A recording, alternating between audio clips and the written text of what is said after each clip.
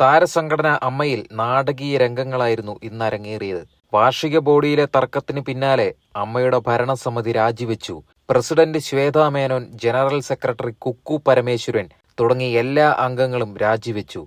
തുടർന്ന് അമ്മയിൽ വീണ്ടും അഡ്ഹോക്ക് കമ്മിറ്റി രൂപീകരിക്കും. പുതിയ കമ്മിറ്റിയെ ഉടൻ തീരുമാനിക്കുന്നതായിരിക്കും. ഇന്ന് രാവിലെ തുടങ്ങിയ അമ്മയുടെ ജനറൽ ബോഡി യോഗത്തിൽ വാർഷിക റിപ്പോർട്ടും വരവ് ചെലവ് കണക്കുകളും പാസാക്കുന്നതിനെപ്പറ്റി വൻ തർക്കവും നാടകീയ രംഗങ്ങളുമായാണ് സംഘടന ആരംഭിക്കുന്നത്. തർക്കം രൂക്ഷമായതോടെ അധ്യക്ഷ സ്ഥാനത്തു നിന്നും രാജിവെക്കുകയാണെന്ന് ശ്വേതാ മേനോൻ വൈകാരികമായി പ്രഖ്യാപിച്ചു. യോഗത്തിനിടെ സ്റ്റേജിൽ കയറിയാണ് ശ്വേത രാജി പ്രഖ്യാപിക്കുന്നത്. തനിക്ക് യാതൊരുവിധ രാഷ്ട്രീയവുമില്ലെന്നും എന്നാൽ തന്നെ BJP-ക്കാരിയാക്കാൻ ബോധപൂർവമായ ശ്രമം നടക്കുന്നുണ്ടെന്നും കടുത്ത അമർഷത്തോടെ വെളിപ്പെടുത്തി. തുടർന്ന് സ്റ്റേജിൽ നിന്നും ഇറങ്ങിപ്പോയ ശ്വേതയെ നടൻ ബാബുരാജിന്റെ നേതൃത്വത്തിൽ മുതിർന്ന അംഗങ്ങൾ ചേർന്ന് അനുനയിപ്പിക്കാനും തിരികെ വിളിക്കാനും ശ്രമിച്ചിരുന്നു. ഇതിന് പിന്നാലെയാണ് ഭരണസമിതി ഒന്നാകെ രാജിവെച്ചത്. ജനറൽ സെക്രട്ടറി കുക്കു പരമേശ്വരൻ അവതരിപ്പിച്ച വാർഷിക റിപ്പോർട്ടിലെ വരവ് ചെലവ് കണക്കുകളിൽ വ്യക്തതയില്ലെന്നാരോപിച്ച് സിദ്ദിഖ്, ബാബുരാജ്, ഇടവേള ബാബു എന്നിവരടങ്ങുന്ന പ്രമുഖർ റിപ്പോർട്ട് പാസാക്കാൻ സമ്മതിക്കാതെ രംഗത്തെത്തി.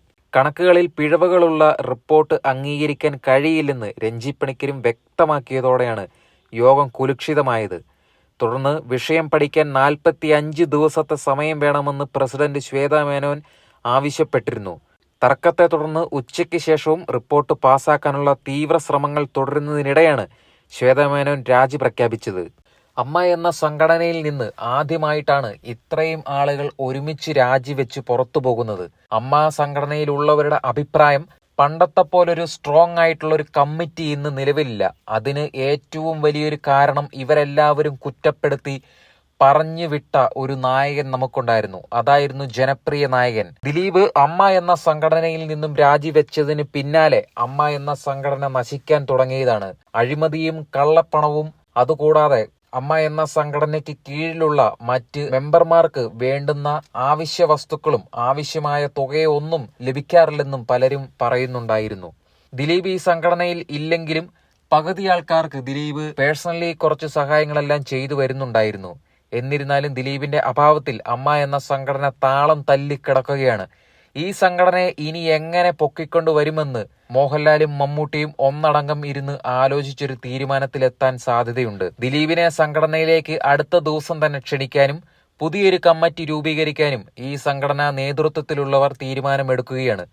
കാരണം ദിലീപ് ഇല്ലെങ്കിൽ ഈ സംഘടനയ്ക്ക് ഒരു അടിത്തറയുണ്ടാകില്ലെന്ന് എല്ലാവരും തിരിച്ചറിഞ്ഞ നിമിഷമായിരുന്നു ഇത്. ദിലീപ് എന്ന വ്യക്തിയെക്കുറിച്ച് തന്നെയായിരുന്നു ഈ സംഘടനയിലെ ഇന്നത്തെ ചർച്ചയിലെ ഏറ്റവും പ്രമുഖമായ ഒരു വിഷയം. ദിലീപിനെ വിവരം അറിയിപ്പിച്ചിട്ടുണ്ട് എന്നാണ് സംഘടനയിലെ മുതിർന്ന നേതാക്കന്മാർ നമ്മളെ അറിയിച്ചിരിക്കുന്നത്. തുടർന്ന് അടുത്ത ദിവസങ്ങളിൽ ദിലീപിന്റെ പ്രതികരണം നമുക്ക് അറിയാവുന്നതാണ്.